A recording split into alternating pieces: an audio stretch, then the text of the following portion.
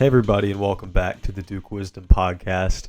Ben McCormick here with Clinton Weaver to talk about something good. Something good happened for a change in a big game this year for Duke.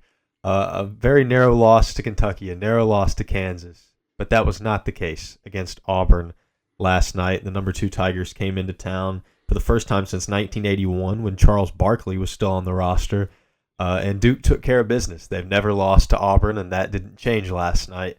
But it didn't really look like that from the start of the game. I missed the first 4 minutes of the game. And by missed, put missed into quotations because I was listening to it. I wasn't watching the game for the first few minutes, but I know they got down 13-2. I walk into my house, and then that's when they kind of start to pick it up. But at that point in the game, I was thinking, like, this is just a broken record. It looks exactly like the Kansas game did. Right? Just dig a hole real early. They're hitting a bunch of threes. Now you're going to try to get out of it, but you're going to kind of get down to we can't make it happen at the end of the game. And I was waiting, and I kept waiting and waiting and waiting throughout a lot of the game, thinking, well, when's it going to happen? When's Auburn going to retake the lead, and when is Duke going to kind of fall into that same habit? They didn't. And I think that what we saw last night was a turn of a lot of pages. In a lot of different places for Duke. Duke made progress in a lot of ways in this win. This win is big not just because of what it does for the resume, but I think what it does for confidence and what it has shown the coaching staff about their own team. This was a huge, huge game for so many reasons for Duke, and I can't wait to hear what you think about it, Clinton. Having been there, what was your take on the game? Well, not only did the Auburn Tigers come to town, a lot of their fans came to town. So that was the first thing walking into Cameron. Too much orange, way too much orange in the bleachers. And some Duke fans owe us an explanation for how that happened. Maybe they took the money and gave their seats up to some Auburn fans who were very raucous, and especially during that 13-2 run to open up the game, they were really enjoying themselves. They're SEC fans. That's how the SEC fans are. They like to get rowdy. Well, they weren't at a football game though. They were at a basketball game, and they were in Cameron Indoor Stadium, and they were actually louder than our fans at that first 4-minute mark. They were chanting, and things were not looking good, It was a rough start for sure. Well, something that did look good, and I think maybe changed that dynamic within the stadium, and it's kind of the elephant in the room. So let's just tear that Band-Aid off. Isaiah Evans, right? I mean, I'm willing to pull out the alphabet soup and eat my words. I am. Like I said that Isaiah Evans, maybe he didn't need a place in this rotation. Clearly, I think there is space for Isaiah Evans to play on a nightly basis, consistent minutes. I think he more than proved that yesterday. 18 points in the first half on 6 of 8 shooting. Did not score in the second half, and now I don't know how much of that can actually be attributed to him, seeing he really didn't get touches and he didn't even enter the game for the first 7 minutes of the first half, or the second half rather. A lot of his game yesterday reminded me a lot of vintage, like it was long ago, but Andre Dawkins would put up like 26 points in the first half and then just lay a goose in the second. And so that it reminded me a little bit of that. But this was a huge coming out party for Isaiah Evans. Just a massive effort for him in a game that if he doesn't do that, Duke doesn't win. Because there were large stretches of this game where Duke's offense looked stagnant. And it was very similar to those Kansas and Kentucky games where they just couldn't get anything done, and they were relying almost exclusively on Cooper flag isolation to initiate offense. But Isaiah Evans coming in there, I mean, it almost seemed like Auburn ignored him entirely. And, I don't think that Bruce Pearl really scouted Isaiah Evans. And honestly, I can't really blame him. The guy hadn't played in any of the other big games before that, so why put your time and effort into scouting the kid? And he clearly didn't, because on pretty much every action, they just left him standing all alone. But it was bewildering at the point where he was taking his 5th or 6th three wide slap open, which was just wild to me. That's one of a couple of defensive blunders that I think Auburn certainly made last night.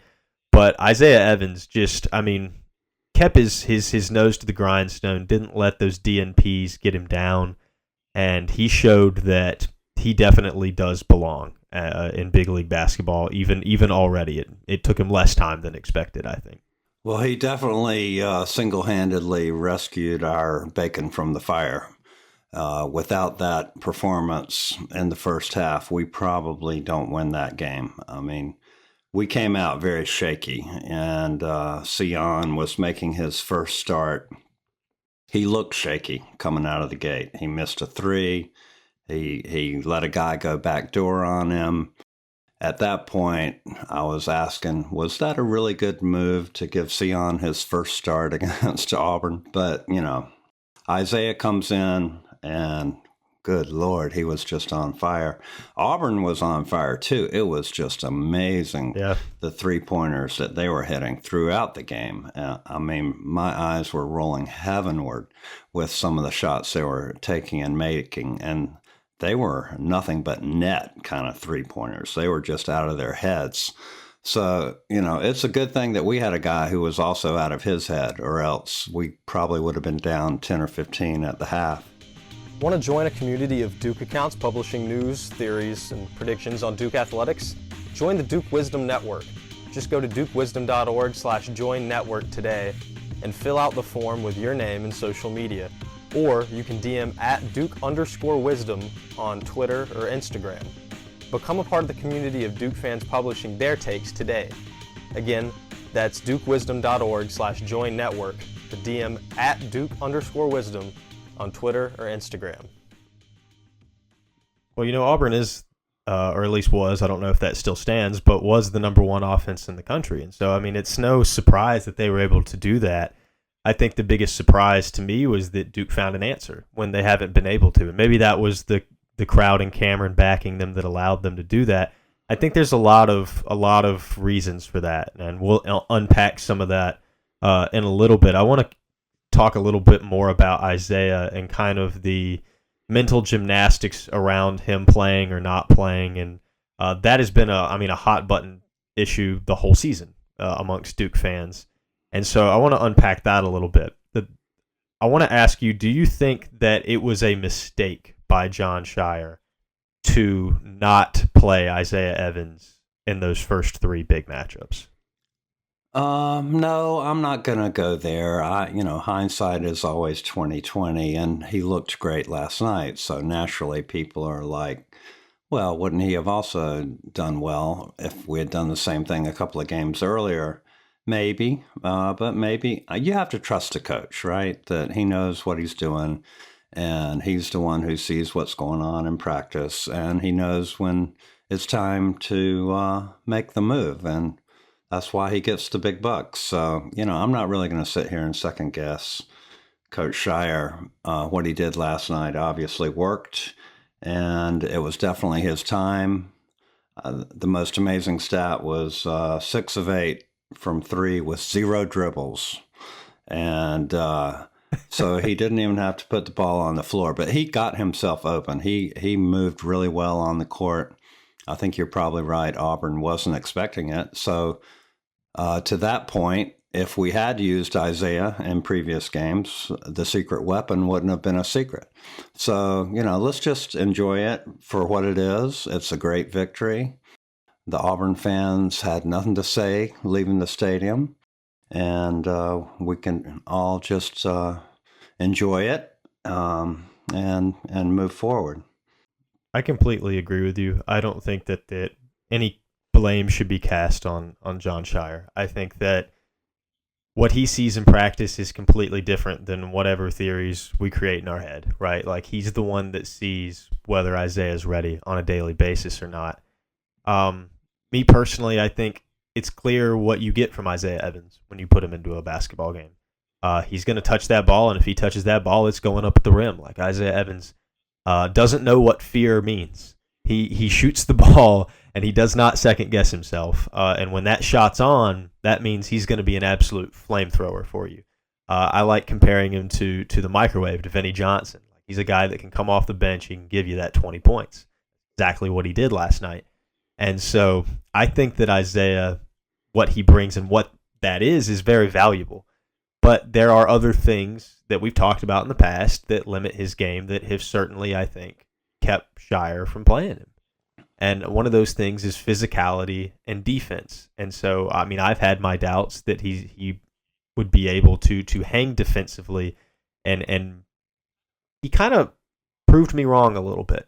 And maybe it was because he got so worked up and he got all fired up about making those shots, but he had a lot of defensive energy and fire. Now, that's not going to make him any bigger, but that does help him, compete on the defensive end. And I think he held his own very, very impressively against Auburn. And so, will he be able to do that consistently? I don't know.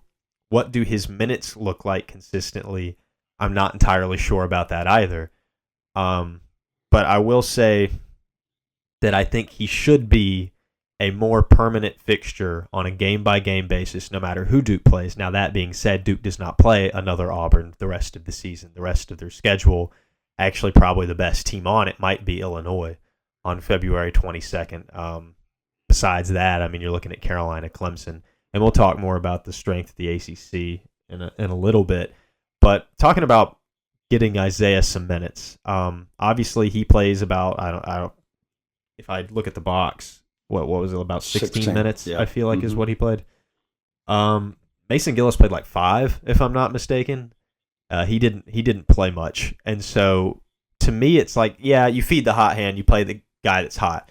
But how much is that going to continue? Like on Sunday against Louisville going forward, how much is that dynamic going to continue? Are we going to go back to where we were in games that Duke wins handily? Like Isaiah plays a lot of garbage time and he gets spot minutes here and there, but Mason still plays more than him. Or is Isaiah going to kind of start to overtake Mason Gillis? Does it have to be one or the other? Can they coexist? I guess that's my question to you. Well, I think he just leapfrogged Mason Gillis as of last night. And I think the question I have is he also going to maybe take some minutes from Con Knippel? Because Con has not been showing up particularly well in these big games, and he has fallen back to earth while Isaiah's star is rising. And they're both performing a similar role in the sense that they are the sharpshooters from 3. Isaiah's looking a lot more like Jared McCain right now at this moment in time. But, he did cool off in the second half. There was a kind of legitimate question, I think, why Shire didn't really change his rotation in the second half. But Isaiah sort of proved him right by not performing at the same level in the second half when he was put in there. But in terms of minutes, yeah, I think Gillis just moved down the pecking order as of yesterday, and Con might lose some minutes to Isaiah as well. We'll just have to see how that plays out. There's 2 interesting things that you just brought up that I want to talk about. The first thing is that the second half starters, that's something that I've talked about before, I think. And I was a little upset to begin that second half when Duke made a huge run that included Malik Brown and Isaiah Evans, and they go right back to Con Knippel, who really barely even shot the ball. We barely noticed he was on the floor for large stretches of the game, and then and Malawaj, who really didn't do a ton either. And so I keep looking back at that, and I'm like, well, I hope John knows that it's not against the rules to put out a different 5 players. But like you mentioned, maybe that was the correct decision. I mean, ultimately it ends up working out, but I think they maybe lost just a tad bit of momentum there at that second. I'm not so upset about that. I'm more upset about kind of the dynamic that doesn't work with that lineup sometimes. But aside from that point, the other thing you brought up that I think is interesting is whether he can cut in, Isaiah that is, can cut into Con's minutes. And when you look at and you compare those Kentucky and Kansas games to the Auburn game, the key difference is Con Knippel shoots 1 of 8 from 3 against Kentucky, 0 of 8 against Kansas, and then he just doesn't shoot at all against Auburn. Isaiah Evans, however, does take 8 threes, and he makes 6 of them. there's your difference. There's your pretty much the difference in these games. I mean, there's a lot more, but that right there, if you want to pinpoint one thing that changed, that's the one thing that changed. And so to me, it's like, yeah, Khan has proven he can make shots, but maybe not at the rate that we would like him to. And I think he's certainly better at a lot of other things than Isaiah is. But I have to think, too, I mean, you need to set out your feelers, I think, on a game-by-game basis and see who's hitting today. Like, if Konkanippel misses those first few attempts, maybe we don't need to be going with him in minute 40 of this game. Maybe there's another guy. Maybe it's Isaiah Evans. Maybe it's Tyrese Proctor that's taking those last-minute shots. Yeah, Khan was 0 for 1 from 3, and that's in 31 minutes. He took one shot, one three-pointer in 31 minutes, and whereas Isaiah was he took 8 three-pointers, made 6 in 16 minutes. So the rates are very, very different there, and the production obviously is really the big deal. Isaiah was just instant offense, and I don't think he'll start the next game against Louisville. I think he'll continue to come off the bench, but I think his minutes are going to go up and continue to go up. As long as he's producing like that, there's just no way that you can leave him on the bench. Yeah, I think that there's another kind of starter versus bench question that I think got raised yesterday, and it kind of has been getting raised now for a few games. And I love Malawach. I love Common Malawach so much. But so far, I think, especially lately, it's clear that his ceiling is higher. But especially lately, it seemed Malik Brown has been much more valuable to the team. Now, there begs the question: is he more valuable as a reserve than as a starter? And obviously, Duke's dynamic with Malawach is a lot different because he's a threat as a rim protector, where Malik Brown really isn't. But he's just so active defensively. He's just such a pest, such a menace on the defensive end. I mean, this is a guy that's going to be right in the thick of ACC Defensive Player of the Year conversations. He's that valuable. And so my question is, do you think that Malik Brown should start over Malawach? And do you think there's a world in which that happens?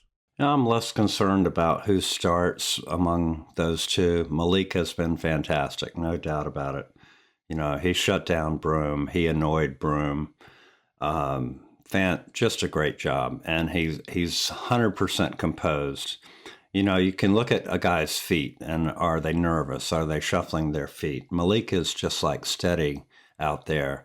And his hands are just amazing. So, yeah, he's definitely an upgrade when he comes into the game in terms of his ability to guard and defend and steal and, you know, deflect passes and maybe even rebound. But it's working, you know, the way it is. I'm just not too concerned about it as long as he gets to key minutes, and he seems to get the key minutes. He's a lockdown dude, and like you said, probably a candidate for the Defensive Player of the Year. It does naturally beg the question, if he is that good, why isn't he starting? So I understand, and there's an argument to be made, but the rotation seems to be working, so I'd be more of it ain't broke, so don't break it. I love Malik. I'm with you. I don't really think he needs to start as long as he's still playing a vital role in that rotation. For Malawach, I think that, you know, some of it can be difficult to keep him on the floor sometimes because he makes those young, inexperienced mistakes, particularly on the defensive end where he's supposed to kind of make his money, right? But for Malawach, offensively, I think he could do so much more. Like, Malik Brown could do more offensively, but I don't expect them to get him but so involved because there's just so much raw offensive talent. But for Malawach, I think that there's just a severe underuse of him offensively. I know that he's still working through it. He's not perfect by any means, and I know Shire sees him more than I do. But he has better hands than any 18-year-old lanky big than I've seen in college basketball. He catches pretty much everything, and he's a terrific finisher around the rim. I mean, you can throw him lobs. Tyrese Proctor finally did. And they could set him up. He can take guys off the dribble. He he has shot a couple threes now. He could shoot more because he's got a really fluid shot. They don't use him. They don't utilize him offensively enough, which I think is why his value hasn't really shined yet. I'm still waiting for that Malawach breakout game. Yes, he's been in the starting lineup. He's had good games. He's had solid efforts. But we haven't even seen a 10% of what he can be as a player, even at Duke. I mean, I'm not even talking about beyond Duke. I don't even think we've seen 10% of what he can be this season. And I would love to just see him get more involved because I think this conversation would become a little moot if he ended up playing a meaningful role on the offensive end of the ball. Now, so far, he hasn't.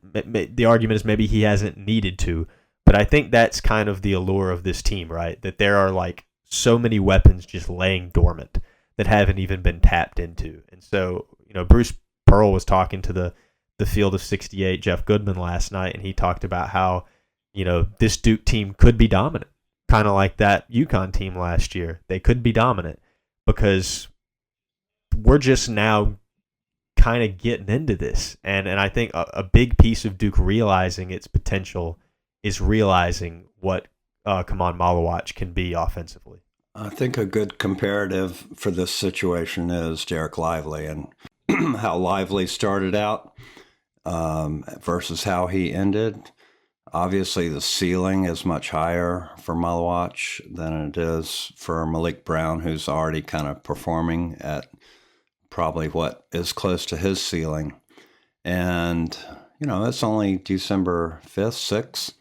So I think that's a good argument for leaving him in the starting lineup, Malawach, and seeing how he develops just by giving him more time on the court. And he could become a real impact player by the end of the year, the same way that Lively did at the end of his year.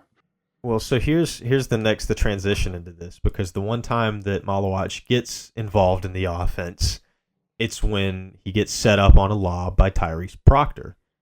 Tyrese Proctor, I think, is unequivocally probably the best guy at setting up the offense on this team. He's probably the best passer on the team. The assist numbers might not back that, but he certainly is going to be the best player at throwing lobs, getting the ball into Malawach, that kind of thing. And so here's what I was thinking about last night. I love Caleb Foster, and I think Caleb Foster took, coming off the bench, very well in stride. He had 11 points. He still managed to play a very good, effective game. He, kept his eyes forward, played well, impacted winning. But when he was running the one, and this has often been the case throughout the season, the offense has been stagnant. It's been stagnant. Now, I don't know what Caleb's doing in practice, and I know that this coaching staff really likes the idea of playing Tyrese Proctor off ball. But Tyrese Proctor is only really getting, for the most part, now there are a couple of exceptions, but for the most part, he's really only getting one type of shot, threes. That's it. And that wasn't the case his first 2 seasons as a player. And I know they love him off ball. They like the idea of putting Caleb at the one. I just don't think it's working. I think Caleb is, when he's playing the one, is a little too preoccupied with trying to set up the offense, but it just isn't working. Because when he's there, that's when the offense is stagnant. And it seems to me that maybe we should rethink going back to Tyrese Proctor as point guard, or Sion James, like was in the starting lineup at point guard. I think the offense is a little more dynamic there. I think that move would not just behoove the team, it would behoove Caleb Foster. Because I think what Caleb Foster does at a really high level is put the ball in the basket. Like, he can get to the rim, he can make shots happen, but I don't think the biggest strength of his game, and maybe it will be eventually, but right now the biggest strength of his game is not setting up the offense and creating looks for others. In my opinion, Tyrese Proctor should be running the offense. I don't. What's your take on that? Well, it's kind of a hard question because we don't really have a true point guard on this team. And so I guess the question is, do we really need a true point guard? No, we do need someone to initiate the offense, which is a point guard responsibility. And so who should have the ball in their hands when the offense is initiated, calling the plays, and who should be off ball is really what it boils down to. And we've got 3 guys that are somewhat interchangeable in Caleb Foster and Tyrese Proctor and Sion James, very similar size.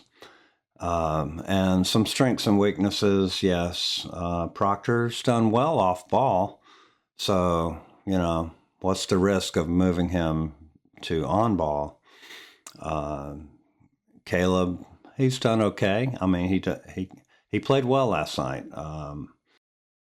He missed a couple of layups in the second half. That was the only worrisome thing about his performance, but and a couple of free throws. But generally, he performed well. He's proven that he can get to the rim and finish most of the time. So I don't know. That's my answer. I don't know. There are no good answers here.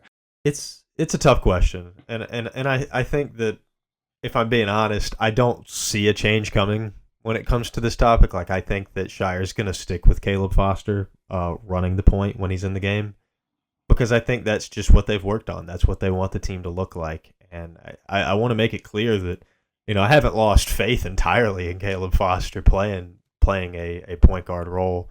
And I certainly haven't lost faith in him as a player. I think that he brings tremendous things to this team. I just, I'm thinking about what's the best way to go about this, because Duke has just shown that it's a really good team. And I think that one seed is very much back on the table right now.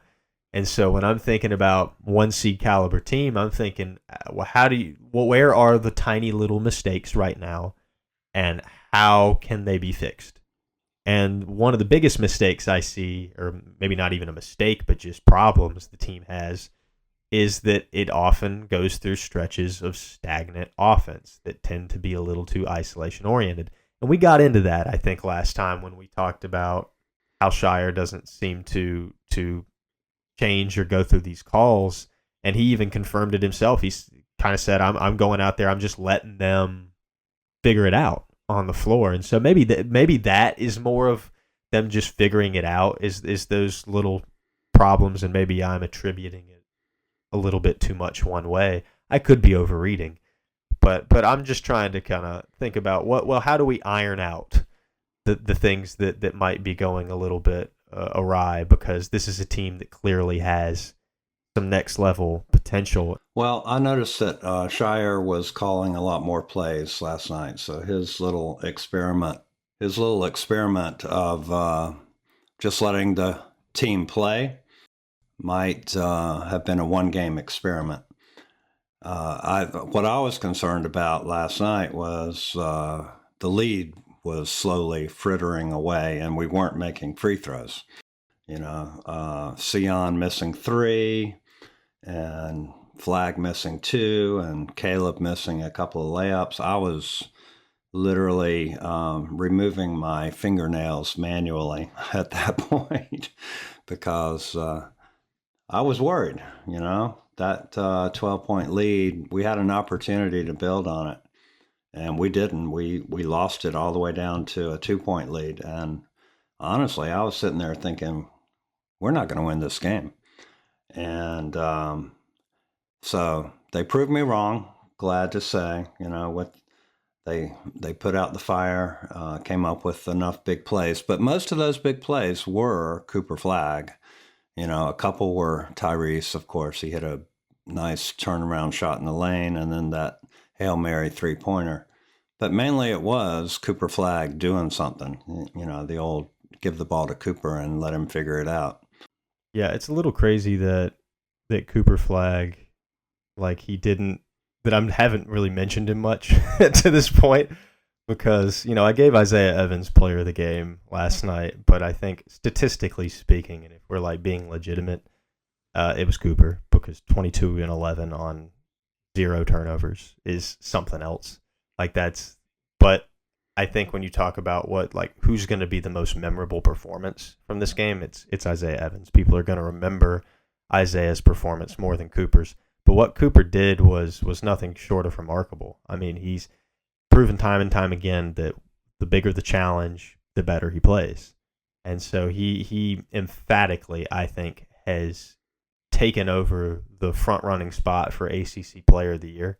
And I think that is especially true because of Duke's standing in the conference. Now Duke is, I think, emphatically put themselves as the favorite in the conference, given the struggles of the rest of the conference. So that, I guess, is my transition into the fact that the ACC, despite Duke's win, and despite Clemson upsetting number 4 Kentucky, those are the only 2 wins the ACC got.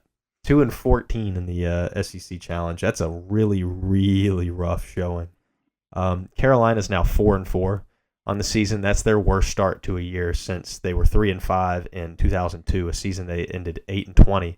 And that's including more seasons that Carolina has missed the tournament, like 2010, 2020, 2023. They were all, NIT seasons or worse. And still, this is a worse start. Now, I mean, there's, to Carolina's credit, 3 of those losses are to really good teams. But still, at some point, you'd like to see, if you think Carolina's a really good team, you'd like to see them beat a really good team. That hasn't happened yet. And so they've got an opportunity against Florida. I'm interested to see how that goes for the Tar Heels. But as of right now, Carolina's 500. Pittsburgh just got manhandled by 33 points against Mississippi State. It's just not going well for the ACC right now. I've seen people float the idea that Duke, they said, I don't think Duke's going to lose the rest of the season. And I would suggest you to pump your brakes there. This is a young team, and there's a lot of basketball to be played. And heck, there's a road game against Louisville Sunday that I think is a big trap game.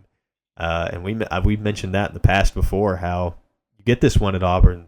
There's a pretty big trap coming on Sunday at Louisville, and they're going to be hungry to get that win. They've lost a couple games now to solid teams. They want to get a big win, and I think that this is a game this is probably one of Duke's most difficult games left on its schedule. I think at Louisville, at Clemson, the games against Carolina and Illinois, and then maybe at Wake. Those are the toughest games they have left. And so this one's one that they need to be weary about, and they can't look over it. They can't look past it. But the ACC hasn't put its best foot forward. And so when I talk about Duke having that 1 seed in play, to me it feels like you can lose no more than 3 games in conference play. That's assuming you beat Illinois. You can lose no more than 3 times in conference play if you want a 1 seed. And that's tough. And that's a tough position to be in. And I saw some discourse about this on social media about what did it actually matter that the ACC sucks. Like, there were some people like, I don't care if the rest of the ACC does well as long as Duke wins. I'm not of that opinion, because the ACC losing in the way it did and creating this perception of the conference, that just makes Duke's life so much more difficult, because expecting a team to go 19-1 or 18-2, I mean, that's a tough ask. So what's your thought on how the ACC performed and what that means for Duke going forward? Well, I'm a bit of an optimist, I'm sure. You recall when we did our picks for the year, I only had Duke losing 2 games, and then I said, well, there's probably a third one in there somewhere. And they've already lost 2 games. I did see the game at Clemson as a loss, and I see right now Clemson being the strongest opponent within conference, not UNC, based on what I've seen so far. But, what they say, throw the record book out the window when those 2 get together. So anything could happen when it comes to those games. The question is, what is it going to mean if UNC has lost to everybody else and then they beat us? That really becomes a bad loss for Duke. So, it is not looking good for the ACC. And the Illinois game will be a good one for the resume. The Clemson game potentially, but not a whole lot else is out there. And, but if we run the table, I mean, I'll take it. That's a good problem to have, is that you're beating the crap out of everybody. So I will take that. I think that would be wonderful. I don't know if those days are alive anymore. Like, I mean, when's the last time that Duke had that dominant of a showing in conference play? I mean, even in 2015, they lost 3 games. Granted, that was a much better ACC. But, 2022 is a bad ACC, and that team was a Final Four team, and they still lost, I think 4 times in conference play and, won the regular season. I think it would be an absolute, barring, as long as they're healthy, I think it would be pretty much a failure of Duke this year if they don't win the ACC regular season title. Like, I think that would be just an outright failure of the team if they don't win. They are heads and shoulders above anyone else in the conference at the moment, and I think that will persist throughout the year because I think Duke's only going to get better, and a lot better throughout the season. But when I look at the rest of the ACC right now, I see Clemson, who I think is probably a tournament team as long as they don't shoot themselves in the foot. Carolina, who is, I don't know, a loss to Florida and a loss to someone they shouldn't lose to away from. Now we're thinking about, does Carolina make the tournament? It's not, is Carolina elite? It's now, they're a bubble team. If they can't beat Florida, where are their wins? Because if you slip up, 7 times, 6 times in conference, you now have like 12 losses and really no good wins to show for it. If they can't beat Duke, they can't beat Florida, Carolina's in a really difficult spot. Pittsburgh seems like probably a tournament team, but I really don't know after yesterday. A 33-point loss to a team that's probably like an 8 seed, that's rough. That's really rough to take. And so now I'm thinking, I don't know who's a tournament team outside of maybe Clemson. And then you've got Duke, and so that's tough because the ACC has already fallen quite a bit down to these 5 bids a year. I don't know if they get 5 this season. I think 4 is very much a realistic option here. I mean, I don't even want to try to think about getting less than 4. I suppose it's possible, but I think a lot of that has to do with how Carolina bounces back from this. I'll let it be known I don't think Carolina's missing the tournament, but it's not something that seems out of the question anymore, given their start. They've been all right, but I don't think they're going to go that far. I think they're going to bounce back. But right now, my point is that there's no guarantees for anyone in the ACC, and I think that just really makes Duke's life really difficult when compared to the other 1 seed candidates because they're going to have quality win opportunities every single game, and Duke has very few. Well, it's a good thing we beat Auburn then, because that was definitely the big one that we needed to create the resume and potentially grab a number 1 seed at the end of the year. Carolina will probably be able to feast on the ACC just like Duke will. They're a cut above in terms of talent, and we want Hubert to win enough games to where he doesn't get fired. That's the important thing. We want to keep him on a lifeline over there, keep him, winning just enough games that they're dissatisfied, but they keep him, and we can continue to beat him from year to year. So don't go the Matt Doherty route, Hubert. We need you. We need you to stay there and keep that record a bit more respectable than Matt managed to do. We're keeping Hubert Davis around. We're definitely keeping John Shire around because he's turning this team around right now. The Blue Devils looking great. Should be somewhat around a top 5 team next week, so long as they take care of business on Sunday. I know that Pat Kelsey has Louisville riled up for this game. This is going to be a tough one. This is one that I think Duke really needs to dial in for because this is probably the first time that they're facing an average team. That's kind of weird to say. They've handled their business against bad teams. They've played good teams. Now there's an argument to be had whether Arizona is a good team or not. But they've played good teams. What will Duke do against a middle of the road bubble team? Well, we're going to find out on Sunday. Thanks so much for listening. As always, everybody, make sure to subscribe or follow the podcast wherever you're listening.